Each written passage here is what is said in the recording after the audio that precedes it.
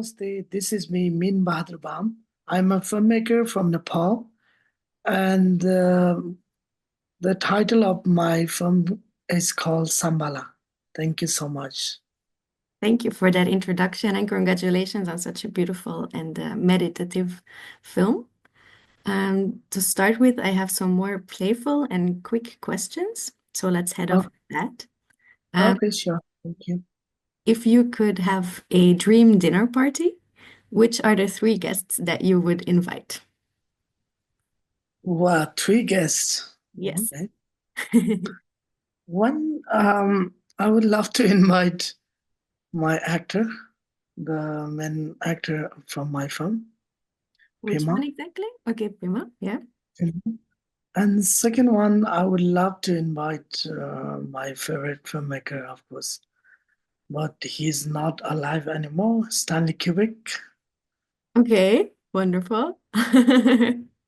And another one, probably you. Why not? Because you asked me the question. Thank you so So much. with three of you guys. Thank No, that sounds like a lovely dinner, and we would have a lot to talk about. A second question is, what is your favorite film? you. Okay, actually, it's very difficult, but I must choose one. So it's called Mirror by the Russian filmmaker Andrei Tarkovsky. Okay, and why is it your favorite film, if I may ask?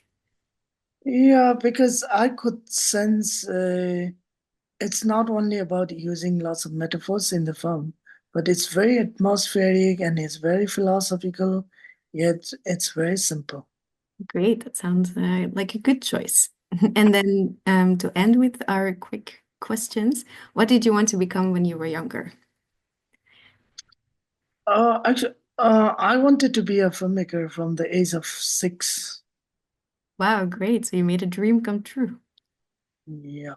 And on top of that, my biggest dream was to travel the world because the village where I was born and where I grew up in the mountain, it Mhm. was surrounded by lots of big mountains. So I could not see anything beyond those mountains. So I always had that dream to cross those mountains and to have a look what is around outside of those big mountains in my hometown. And has the wanting to become a filmmaker perhaps been influenced by Kubrick?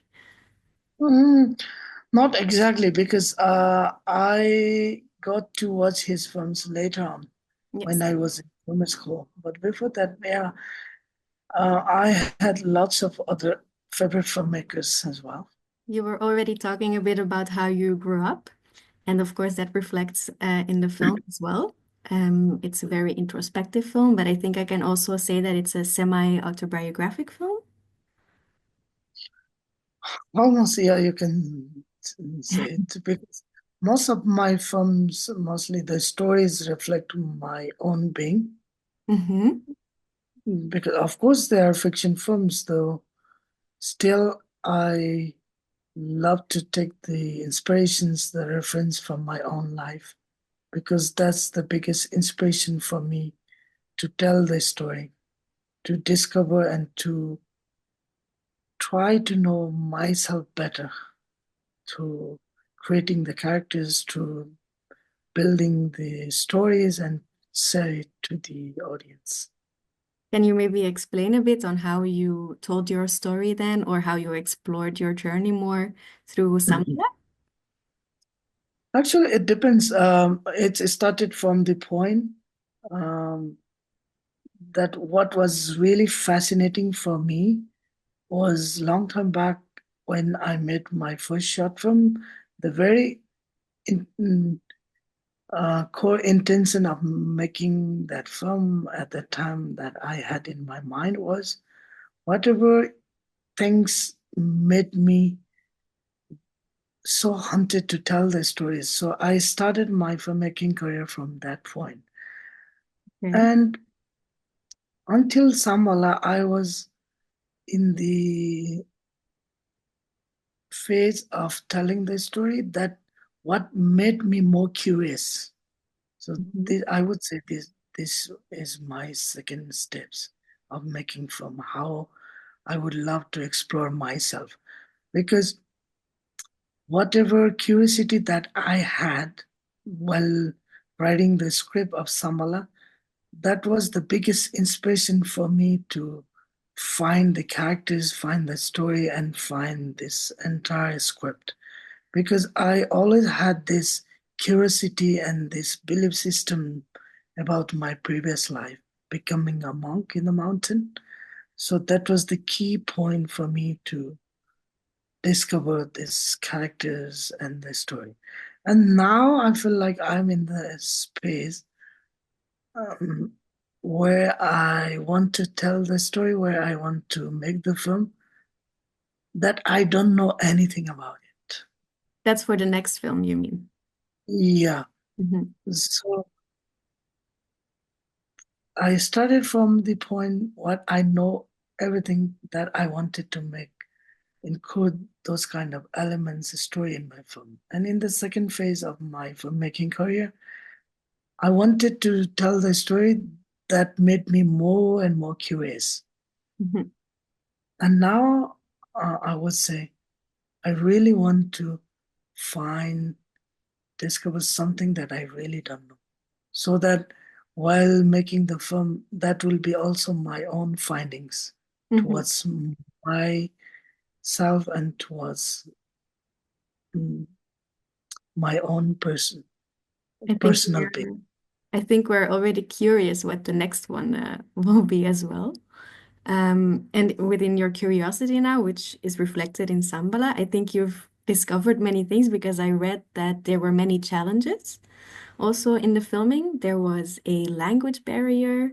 There was the difficulty of shooting on location as well. Could you maybe tell us a bit more about that process and how that has been and shaped the film, perhaps? Yeah, actually, the most difficult part for making that film was Mhm. script writing, I would say, because Mhm. it took almost 8 years for me. I wrote almost 52 drafts, though I enjoyed a lot, but it was really painful and lonely process for me. I see. And in between, there was COVID, and Hmm. so we could not start pre-production on time. And there was lots of crew members who could talk in different language, who didn't understand the same language that where we were filming. Because this location where we were shooting was in the high Himalayas, and very few actors and one production manager Hmm. only understand the language that what we were using in the film. And myself, I was trying to learn a little bit. That's why at least I could understand, Yes. because it for me to understand 4 years. So I had to learn the language as well. But besides that, there was even Nepalese crew members, they could not understand the language. Mhm. So we had a local language, Nepalese language, and we also had some crew members from Kazakhstan who were communicating in Russian and Kazakh language. And there was a European crew members, and there was a Chinese. Mhm. So English was the common language that we were communicating Yes. with all the cast and crew. And there was 7, 8 languages that we were using on set and during the process of making this film. That was That's uh, beautiful. that was beautiful, so that we could understand and like, learn each other's language, cultures. So that was really cool. But that really took a long time, Hmm. especially when we were having production meetings. It all took very long time because of the language barrier. And Yes. we have to translate in every language for all the cast crew. And besides that, there was difficulties in terms of altitude and cold. The weather situation was very harsh. It was almost minus 20, 25 in the nighttime. And it was the highest human settlement on the earth. Yes. So the minimum altitude where we were filming was 4,200 meters. up to 6,200 meters. So definitely most of the crew members, they had a problem of breathing. Mm-hmm. So some of the crew members even had to rescue, helicopter rescues for the crew members and including one of the actor. Mm-hmm. And also another difficulties for most of the crew members and actors was every day we had to walk 4 to 5 hours in general and carrying our equipment's backpack. So we had to walk always. Because And everything is shot on location, all the scenes? yeah, Yes. and also sometimes we had to sleep in the mountain Yes. where there was not even a proper tea shop or restaurant or hotel. So we were sleeping outside on the frozen snow. But did that bring everyone more together and also bring the film together? Yeah, that was the reason we decided to have very minimum numbers of crew members. It was more or less like 20 or 21. Mm-hmm. There was lots of villages who were supporting us. And at one moment, we were sharing the tent Mm-hmm. just and to sleeping together for 8, 10, even 12 peoples, sometimes including the villages. Like one moment, I remember we were sleeping 26 people all in one big tent in order to create heat ourselves. And we wanted to Wonderful. make sure that everybody was in this perfect health condition and everybody should know each other's situations. Mm-hmm. And because of the difficulties, we had a bonding like family members. Yes. We The whole new had to community in the mountains. that. So that was kind of harmony, love, Mm-hmm. and teamwork, which was really is the biggest inspiration for me and for Mm-hmm. my entire team. Yeah, I think it is really felt in the film that it all came together, that everybody worked really hard, and that there's a lot of love also in the film. So thank you for that. Um, And relating, maybe that was the reason we were supposed to have 58 days of sewing, but we ended up within a month. oh, So okay, we almost 50% time of sewing. So we're okay. so fast. That's not a story you hear very often, that it finishes in that time. Um, maybe related to well, how the people who live there in the mountain, how they live. They live much more in the rhythm of the ecosystem, I think. So I was wondering how ecology was part of your process or part of the film. Yeah, actually, the mountains, the landscape, the monasteries, the village, the bridges, houses, yaks, everything, whatever we use in the films, it was not because of only we were shooting in the mountain. Because from the moment when I was writing a script, this was very much clear in my mind that all these things, the mountains, the landscape, people, yaks, horses, should be not only comes in my film as an object. So it should Mhm. be part of the story. Mhm. So that was one thing. And afterwards, definitely all those elements, the ecosystems, the nature, was really part of not only our film. It was part of our life Mhm. because of the snow, because of the rivers, because of the horses, the nature, landscape, mountains, we could manage to build the story, to connect the story through the main character's Pema's point of view. So, and my biggest realization while making, even after making this film about the mountains, was though mountain looks very fascinating, very nice, beautiful from outside, only for the visitors, for the tourists probably who just go to visit the mountains for a few days. Mhm. But the people who really lives there, it's the mountain become part of their life. Mountain become the god. Mountain become uh, really they are part of daily life. And having said that, mountain are also like a date for them, the local people, because of the big mountains, many people died because they collapsed into the snowfall during crossing the mountains, crossing the big passes.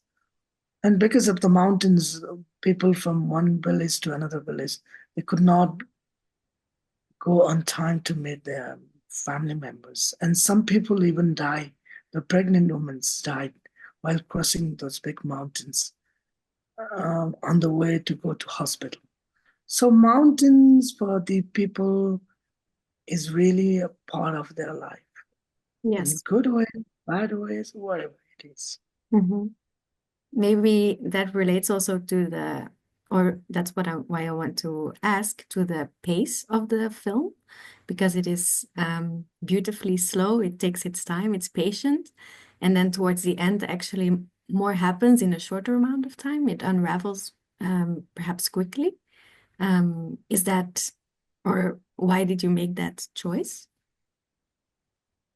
Okay, so from the very beginning, me and my entire team, especially the cinematographer, we were very much clear about the pace and rhythm of the film because people who lives in the mountain, the daily life, the pace of their daily life is very slow and very meditative because they are not in rush like us, people who lives in the city.